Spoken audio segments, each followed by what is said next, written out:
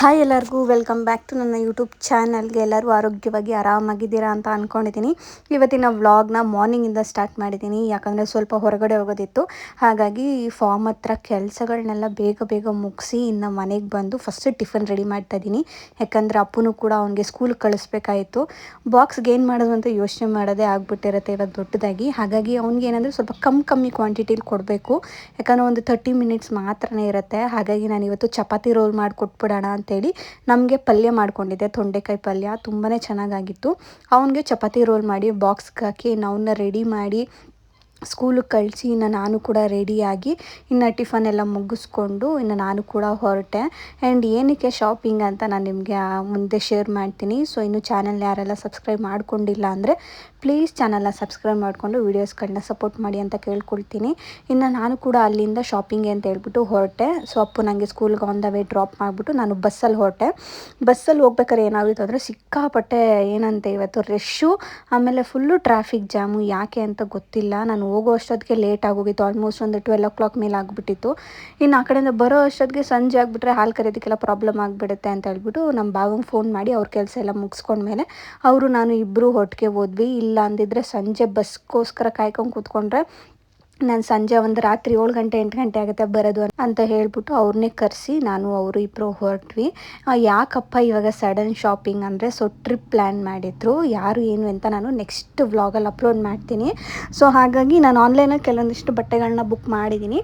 ಅದ್ರ ಜೊತೆಗೆ ನನಗೆ ಇನ್ನೂ ಬೇಕಾಗಿತ್ತು ಅಂದರೆ ಒಂದು ಡೈಲಿ ಯೂಸ್ ಪ್ಯಾಂಟು ಅಂಥವೆಲ್ಲ ನಾನು ಆನ್ಲೈನಲ್ಲಿ ಬುಕ್ ಮಾಡಿದ್ದೆ. ಡ್ರೆಸ್ಸಸ್ಗಳು ಬೇಕು. ಇವಾಗ ನಾವು ಟ್ರಿಪ್ಗೆ ಹೋಗ್ತಾ ಇದ್ದೀವಿ ಅಂದ್ರೇ ಅಲ್ಲಿ ಚೆನ್ನಾಗಿರೋ ಫೋಟೋಸು ವೀಡಿಯೋಸು ಎಲ್ಲ ತಗೋತೀವಿ, ಪ್ಲೇಸಸ್ಗಳನ್ನ ನೋಡ್ತೀವಿ. ಅಂದರೆ ಸ್ವಲ್ಪ ಕಂಫರ್ಟಬಲ್ ಆಗಿರೋ ಡ್ರೆಸ್ಗಳು ಹಾಕ್ಕೋಬೇಕು ಅಂತ ಹೇಳ್ಬಿಟ್ಟು ನಾನೇನು ಮಾಡಿದೆ, ಆನ್ಲೈನಲ್ಲಿ ಕೆಲವೊಂದಿಷ್ಟು ಬುಕ್ ಮಾಡಿದ್ದೀನಿ. ಅದು ಬಂದರೆ ಅದನ್ನು ತೊಗೊಂಡು ಹೋಗ್ತೀನಿ. ಪ್ಲಸ್ ಅದ್ರ ಜೊತೆಗೆ ನನಗೆ ಹ್ಯಾಂಡ್ ಬ್ಯಾಗು ಮತ್ತು ಕೆಲವೊಂದಿಷ್ಟು ಆ್ಯಕ್ಸಸರೀಸು ಬಟ್ಟೆ ಈ ಥರದ್ದೆಲ್ಲ ನಾನು ಬೇಕಾಗಿತ್ತು ಅಂತ ಹೇಳ್ಬಿಟ್ಟು ಮಲ್ಲೇಶ್ವರಂ ಸ್ಟ್ರೀಟ್ ಶಾಪಿಂಗ್ ಅಂತ ಹೇಳ್ಬಿಟ್ಟು ಹೊರಟ್ವಿ. ನನಗಂತೂ ಎಷ್ಟು ಖುಷಿ ಆಗೋಯಿತು ಅಂದರೆ ತುಂಬ ವರ್ಷ ಆಯಿತು ಅನಿಸುತ್ತೆ ನಾನು ಬಂದು, ಆಲ್ಮೋಸ್ಟ್ ಒಂದು 2 years ಆಯಿತು ಗ್ಯಾಪು. ಯಾಕಂದರೆ ನಾನು ಅವಾಗ ಬಂದಿದ್ದು, ನಾನು ನಮ್ಮ ಅಕ್ಕ ಮತ್ತು ಅಮ್ಮ ಅಪ್ಪು ಎಲ್ಲರೂ ಒಂದು ಸತಿ ಶಾಪಿಂಗ್ಗೆ, ಆಮೇಲೆ ಒಂಥರ ಫ್ಯಾಮಿಲಿ ಟೈಮ್ಗೋಸ್ಕರ ಅಂತ ಹೇಳ್ಬಿಟ್ಟು ಬಂದಿದ್ದು. ಅದೇ ಲಾಸ್ಟು. ಅದಾದಮೇಲೆ ನಾನು ಈ ಕಡೆ ಬಂದೇ ಇಲ್ಲ. ಹಾಗಾಗಿ ಇವತ್ತು ಹೋದ್ನಲ್ಲ ಏನೋ ಒಂಥರ ಫುಲ್ ಒಂಥರ ಹೊಸ್ದಾಗಿ ಅಂತ ಅನ್ನಿಸ್ತು. ಆಮೇಲೆ ಆನ್ ದ ವೇ ನಿಮಗೆಲ್ಲ ಮಲ್ಲೇಶ್ವರಂ ಹೆಣ್ಮಕ್ಳು ಐಟಮ್ಸ್ ಅಂತೂ ಸಿಕ್ಕಾಪಟ್ಟೆ ಸಿಗುತ್ತೆ. ಚಿಕ್ಕ ಮಕ್ಕಳಿಗೆ ಬಟ್ಟೆಗಳು, ಅವ್ರ ಗೊಂಬೆಗಳು ಅಂಥವು ಕೂಡ ಸಿಗುತ್ತೆ. ನಾನು ಆನ್ ದ ವೇ ಬ್ಯಾಗ್ಗಳನ್ನ ನೋಡ್ತಾ ಇದ್ದೆ, ಒಂದು ಹ್ಯಾಂಡಿ ಬ್ಯಾಗ್ ಥರ. ಅದು ತುಂಬ ಕಾಸ್ಟ್ಲಿ ಹೇಳಿದ್ರು.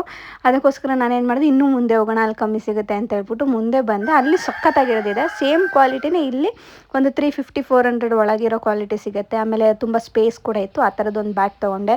ಅದಾದಮೇಲೆ ಶಾರ್ಟ್ ಕುರ್ತೀಸ್ ಇವಾಗೆಲ್ಲ ತುಂಬ ಟ್ರೆಂಡಿಂಗಲ್ಲಿದೆಲ್ಲ, ಅದನ್ನು ಕೂಡ ನೋಡಿದೆ. ಬಟ್ ನಾನು ಶಾರ್ಟ್ ಕುರ್ತೀಸ್ ಆನ್ಲೈನಲ್ಲೂ ಕೂಡ ಬುಕ್ ಮಾಡಿದೆ. ಅದು ಯಾವಾಗ ಬರುತ್ತೆ ಅಂತ ಹೇಳೋಕ್ಕಾಗಲ್ಲ ಅಂದ್ಬಿಟ್ಟು ಎಮರ್ಜೆನ್ಸಿಗೆ ಅಂತೇಳಿ ಒಂದು 2 ಮಾತ್ರ ನಾನು ತೊಗೊಂಡೆ. ಅದು ಕೂಡ ತುಂಬಾ ಚೆನ್ನಾಗಿದೆ ಕ್ವಾಲಿಟಿ ವೈಸು.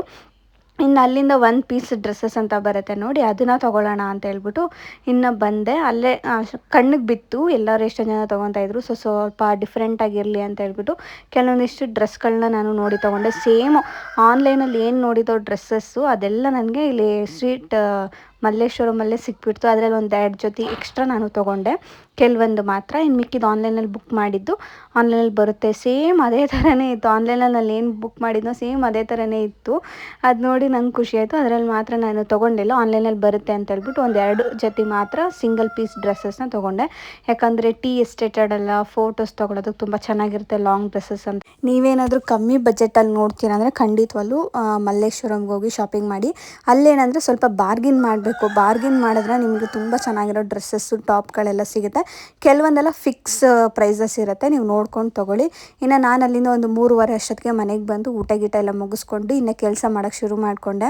ಸ್ವಲ್ಪ ಸೊಸೈಟಿ ಅಕ್ಕಿ ಇತ್ತು, ಅದನ್ನೆಲ್ಲ ಕ್ಲೀನ್ ಮಾಡ್ಕೊತಾ ಇದ್ದೆ. ಅಂದರೆ ಇಡ್ಲಿ ದೋಸೆಗೆ ಮತ್ತು ಕೆಲವೊಂದು ಸತಿ ಅನ್ನ ಮಾಡೋದಕ್ಕೆ ಎಲ್ಲನೂ ಬೇಕಾಗುತ್ತೆ ಅಂತ ಹೇಳ್ಬಿಟ್ಟು ಸೊಸೈಟಿ ಅಕ್ಕಿ ಎಲ್ಲ ಮಾಡಿಕೊಂಡು ಇನ್ನು ಎತ್ತಿಟ್ಬಿಟ್ಟು ಇನ್ನೊಂದು ಅವರ್ ಇತ್ತು. ಹಾಗಾಗಿ ಸುಮ್ಮನೆ ಯಾಕೆ ಕೂತ್ಕೊಂಡು ಟೈಮ್ ವೇಸ್ಟ್ ಮಾಡೋದು ಅಂತ ಹೇಳ್ಬಿಟ್ಟು ಒಬ್ಬರು ಸ್ಯಾರಿ ಕುಚ್ಚು ಹಾಕೋದಕ್ಕೆ ಅಂತ ಕೇಳಿ ಕೊಟ್ಟಿದ್ದರು. ಅದನ್ನು ಹಾಕಿ ಕೊಟ್ಬಿಡೋಣ ಅಂತೇಳಿ ಇವತ್ತು ಶುರು ಮಾಡಿಕೊಂಡೆ. ಅದನ್ನು ಕೂಡ ಅಷ್ಟೇ ಒಂದು ಅರ್ಧ ಮುಗಿಸೋ ಅಷ್ಟೊತ್ತಿಗೆ ಕೊಟ್ಬಿಡಬೇಕು. ಯಾಕಂದರೆ ನಾನು ನೆಕ್ಸ್ಟ್ ಡೇ ನಾನು ಟ್ರಿಪ್ಗೆ ಹೋಗ್ತಾ ಇರೋದ್ರಿಂದ ಇದನ್ನೆಲ್ಲ ಇಟ್ಕೊಂಡು ಕೂತ್ಕೊಳ್ಳೋಕ್ಕಾಗಲ್ಲ. ಅವರು ಕೂಡ ಬೇಜಾರಾಗ್ಬಿಡುತ್ತೆ. ಆಮೇಲೆ ತುಂಬ ದಿವಸ ಗ್ಯಾಪ್ ತೊಗೊಂಡು ನಾನು ಇದನ್ನು ಕೊಟ್ಟರೆ, ಹಾಗಾಗಿ ಬೇಗನೆ ಹೆಂಗೋ ಅವರು ಸಿಂಪಲ್ ಡಿಸೈನ್ ಕೇಳಿದರು, ಒಂದು 250 rupees ಡಿಸೈನ್ ಅದು. ಸೊ ಕೇಳಿದರು, ಹಾಗಾಗಿ ಬೇಗನೆ ದಾರ ಎಲ್ಲ ಸುತ್ತಬಿಟ್ಟು ಕುಚ್ಚಾಕೋದಕ್ಕೆ ಕುಚ್ಚಾಕ್ಬಿಟ್ಟು ಅವ್ರಿಗೆ ಕೊಟ್ಟೆ. ತುಂಬ ಜನ ಕೇಳ್ತಾಯಿದ್ರಿ ಕುಚ್ಚು ಹಾಕ್ತಾಯಿದ್ದೀರಾ, ಈಸ್ಕೊತಾ ಇದ್ದೀರಾ ಅಂತ. ಈಸ್ಕೊತೀನಿ, ಬಟ್ ಎಮರ್ಜೆನ್ಸಿ ಅಂದರೆ ಒಂದೇ ದಿವಸಕ್ಕೆ ಬೇಕು, ಎರಡೇ ದಿವಸಕ್ಕೆ ಬೇಕು ಅಂದರೆ ಆಗಲ್ಲ. ಅಟ್ಲೀಸ್ಟ್ ಒಂದು ವಾರ ಏನಾದರೂ ಟೈಮ್ ತೊಗೊಂಡು ಹಾಕ್ಕೊಡೋ ಥರ ನಾನು ಹಾಕ್ಕೊಡ್ತೀನಿ. ಯಾಕಂದರೆ ಇವಾಗ ನನಗೂ ಕೆಲಸಗಳಿರುತ್ತೆ, ಮೇಕಪ್ಗಳಿರುತ್ತೆ, ಕೆಲವೊಂದೆಲ್ಲ ಇದಿರುತ್ತೆ. ಹಾಗಾಗಿ ನಾನು ತಲೆ ಇದನ್ನು ಮಾಡೋಕ್ಕೆ ಹೋಗಲ್ಲ, ಜಾಸ್ತಿ ಕೆಡ್ಸ್ಕೊಳ್ಳೋಕೆ ಹೋಗಲ್ಲ ಕುಚ್ಚು ಕಡೆ. ಯಾರಾದರೂ ಈ ಥರ ಕೊಟ್ಟರು, ನಂಗೆ ಬೇಕೇ ಬೇಕು ಅಂತೇಳಿ ಒಂದು ವಾರ ಟೈಮ್ ಕೊಟ್ಟರು ಅಂದರೆ ಅವ್ರಿಗೆ ಅದನ್ನು ಸಿಂಪಲ್ ಡಿಸೈನ್ ಇದ್ದರೆ ಹಾಕಿ ಕೊಡ್ತೀನಿ. ಗ್ರ್ಯಾಂಡ್ ಡಿಸೈನ್ಸ್ ಇದ್ದರೆ ನನಗೆ ಸ್ವಲ್ಪ ಟೈಮ್ ಕೊಡಿ ಅಂತಲೇ ನಾನು ಕೇಳಿಬಿಟ್ಟು ಹಾಕ್ಕೊಡ್ತೀನಿ. ಸೊ ಮನೇಲಿ ಹೆಣ್ಮಕ್ಳು ಇದ್ದೀವಿ ಅಂದರೆ ಖಂಡಿತವಾಗ್ಲೂ ಯಾವುದಾದ್ರೂ ಒಂದು ಕೆಲಸ ನಿಮ್ಮ ಕೈ ಹಿಡಿತೆ.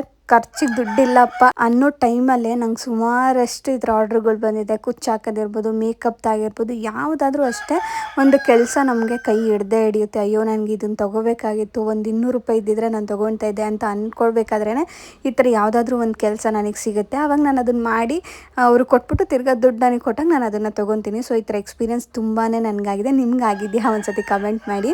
ಸೊ ಕೆಲಸ ಕಲಿಬೇಕು, ಅದು ಯಾವ ಕೆಲಸನಾದರೂ ಪರವಾಗಿಲ್ಲ, ಯಾವುದಾದ್ರೂ ಒಂದು ಟೈಮ್ಗೆ ಕೈ ಹಿಡಿಯುತ್ತೆ ಅಂತ ಹೇಳ್ತಾರಲ್ಲ, ಕಲಿಯೋ ಕೆಲಸಗಳು ಖಂಡಿತವಾಗ್ಲೂ ಕೈ ಹಿಡಿಯುತ್ತೆ. ಮನೇಲಿ ಕೂತಿದ್ರೆ ಏನಾದರೂ ಟೈಮ್ ಪಾಸ್ಗೆ ಏನಾದರೂ ಕಲಿಬೇಕು ಅಂತಿದ್ರೆ ಈ ಥರದನ್ನೆಲ್ಲ ಕಲ್ತ್ಕೊಳ್ಳಿ. ಬ್ಲೌಸ್ ಸ್ಟಿಚ್ ಹಾಕೋದು, ಇಲ್ಲ ಒಂದು ಫಾಲ್ಸು, ಒಂದು ಜಿಗ್ಜಾಗ್ದು, ಇಲ್ಲಾಂದರೆ ಇದರ ಕುಚ್ಚುಗಳು, ಪ್ರತಿಯೊಂದಕ್ಕೂ ಇವಾಗ ದುಡ್ಡಿದೆ. ಯಾರೂ ಹಂಗೆ ಇರಲ್ಲ ಅಲ್ವಾ, ಯಾರೂ ಎಲ್ಲ ಫಂಕ್ಷನ್ಸ್ಗಳು ಅದು ಇದು ಅಂತ ಬಂದಾಗ ಕೊಟ್ಟೇ ಕೊಡ್ತಾರೆ.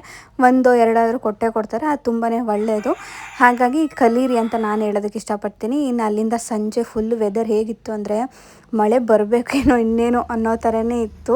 ನಾವು ಅಷ್ಟೊತ್ತಿಗೆ ಹೋದ್ವಿ, ತೀರ್ಥ ತೊಗೊಂಬಂದಿದ್ರು ದೇವಸ್ಥಾನಕ್ಕೆ ಹೋಗಿ, ಅದನ್ನೆಲ್ಲ ಹಸುಗಳಿಗೆ ಹಾಕ್ಬಿಟ್ಟು ಇನ್ನು ಹಾಲು ಕರಿಯೋಣ ಅಂತ ಸ್ಟಾರ್ಟ್ ಮಾಡಿದ್ವಿ. ಬಟ್ ಕರೆಂಟ್ ಹೊಟ್ಟೋಯ್ತು. ಹಾಗಾಗಿ ಸುಮ್ಮನೆ ಕೂತಿದ್ವಿ ನೋಡಿಕೊಂಡು.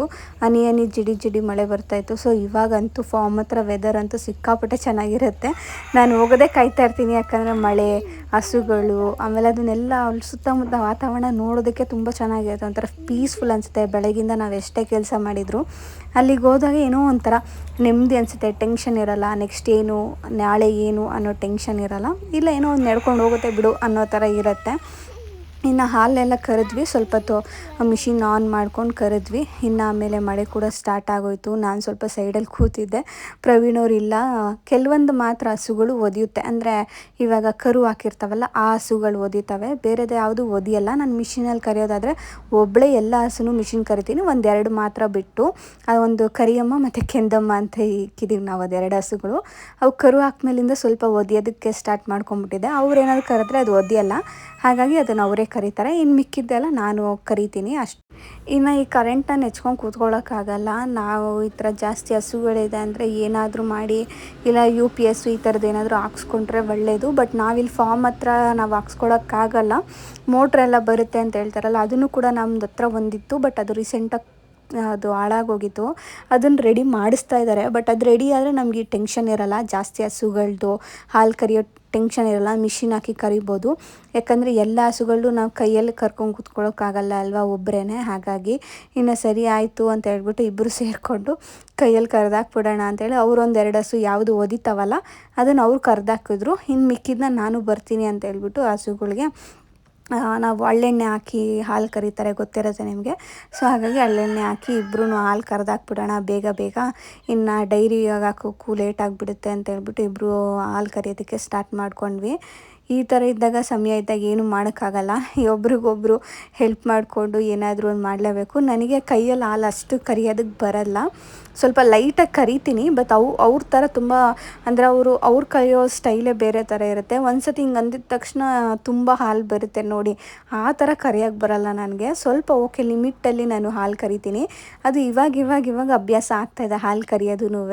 ಮಿಷಿನ್ ಹಾಕ್ತೀನಲ್ವ, ಅದ್ರ ಜೊತೆ ಈ ಥರ ಕೈಯಲ್ಲಿ ಯಾವಾಗಾದರೂ ಇದ್ದರೆ ಕೈಯಲ್ಲೂ ಕೂಡ ಹಾಲು ಕರಿಯೋದು ಸ್ವಲ್ಪ ಅಭ್ಯಾಸ ಆಗ್ತಾ ಬರ್ತಾಯಿದೆ. ಇನ್ನು ಮಳೆ ಅಂತೂ ನಿಂತ್ಕೊಳ್ಳಲಿಲ್ಲ, ಇನ್ನೂ ಜಾಸ್ತಿ ಜೋರೇ ಆಗೋಯಿತು. ಕರೆಂಟ್ ಕೂಡ ಹೊರ್ಟೋಯ್ತು. ಇಲ್ಲಿ ಕರೆಂಟ್ ಇಲ್ಲ. ಸಿಕ್ಕಾಪಟ್ಟೆ ವೆದರ್ ಹೆಂಗಿದೆ ಅಂದರೆ ಮಸ್ತಾಗಿದೆ ಮಾತ್ರ. ಇವತ್ತು ಫುಲ್ಲು ಮಳೆ ಬರ್ತಾಯಿದೆ, ಅಂದರೆ ಫುಲ್ ಜೋರು ಬರ್ತಾಯಿಲ್ಲ, ನಿಧಾನಕ್ಕೆ ಬರ್ತಾಯಿದೆ. ಚಳಿ ಬೇರೆ, ಕರೆಂಟ್ ಇಲ್ಲ. ಆಲ್ಮೋಸ್ಟ್ ಎಲ್ಲ ಆಯಿತು. ಇವಾಗ ಇನ್ನೊಂದು 2 ಹಸು ಇದೆ, ಕರೀತಾ ಇದ್ದಾರೆ.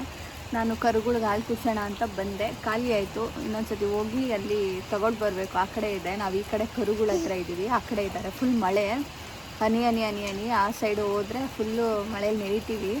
ಆ್ಯಂಡ್ ಇವತ್ತು ವೆದರ್ ಮಾತ್ರ ಹಿಂಗಿದೆ, ಫುಲ್ ಕರೆಂಟ್ ಬೇರೆ ಇಲ್ಲ. ಇನ್ನು ಪಾಪ ನಮ್ಮ ಕರುಗಳಿಗಿನ್ನೂ ಹಾಲೇ ಕೊಡಿಸಿರ್ಲಿಲ್ಲ. ಇನ್ನೆರಡು ಹಸುದು ಬಾಕಿ ಇತ್ತು. ಅದನ್ನ ಅವರೇ ಕೈಯಲ್ಲಿ ಕರೀತಾಯಿದ್ರು. ನಾನು ಕ್ಯಾನ್ಗೆ ಹಾಕಿಸ್ಕೊಂಡು ತೊಗೊಂಡೋಗಿ ಅಂದರೆ ಕರುಗಳಿಗೆ ಅಂತ ಹೇಳ್ಬಿಟ್ಟು ಒಂದು ಕ್ಯಾನ್ ಇಟ್ಟಿವಲ್ಲ ಅದಕ್ಕೆ ಬಗ್ಗಿಸ್ಕೊಂಡು ಹಾಲು ಕುಡಿಸಿದ್ದಾಯಿತು ಟಾರ್ಚಲ್ಲೇ ಹಾಕ್ಕೊಂಡು. ಸಿಕ್ಕಾಪಟ್ಟೆ ಒಂದು 6:30 ಇಷ್ಟು ಕತ್ಲಾಗೋಯ್ತು ನಮಗೆ. ಹಂಗೆ ಅನ್ನಿಸ್ಬಿಡ್ತು ಫಾರ್ಮ್ ಹತ್ರ. ಇನ್ನು 6:30 ನಾವು 6:40 ಹಾಲು ಡೈರಿಗೆ ಹಾಕೋದು. 6:30 ಅಷ್ಟೊತ್ತಿಗೆ ಫುಲ್ಲು ಕತ್ಲು. ಆ ಮಳೆಗೋ ಏನಕ್ಕೋ ಗೊತ್ತಿಲ್ಲ, ಫುಲ್ಲು ಕತ್ಲಾಗೋಯ್ತು. ಪಾಪ ನಮ್ಮ ಕರುಗಳಂತೂ ನೋಡಿ ಹಾಲು ಕೊಟ್ಟಿಲ್ವಲ್ಲ ಅಂತ ಅವುಗಳಂತೂ ಒಂಥರ ನಮ್ಮನ್ನೇ ದಿಟ್ಟಿಸಿ ನೋಡ್ತಾಯಿದ್ವು. ಅದೊಂಥರ ಬೇಜಾರಾಗ್ತಾಯಿತ್ತು. ಹಾಗಾಗಿ ನಾನೇ ಟಾರ್ಚ್ ಆನ್ ಮಾಡಿಕೊಂಡು ಹೇಗೋ ಒಂದು ಅಡ್ಜಸ್ಟ್ ಮಾಡಿಕೊಂಡು ಮಳೆನೆಲ್ಲ ಓಡಾಡಿಕೊಂಡು ಅವಾಗೆಲ್ಲ ಹಾಲು ಕುಡಿಸ್ಬಿಟ್ಟು ಇನ್ನು ಅವಾಗೆಲ್ಲ ಮೇವು ಹಾಕಿ ಎಲ್ಲ ಒಂದು ಕಡೆ ಕಟ್ಟಾಕ್ಬಿಟ್ಟು ಮನೆಗೆ ಬಂದ್ವಿ. ಈ ವಿಡಿಯೋ ಇಷ್ಟ ಆದರೆ ಚಾನಲ್ನ ಸಬ್ಸ್ಕ್ರೈಬ್ ಮಾಡ್ಕೊಳ್ಳಿ. ಸಿಗ್ತೀನಿ ಮುಂದಿನ ವಿಡಿಯೋದಲ್ಲಿ.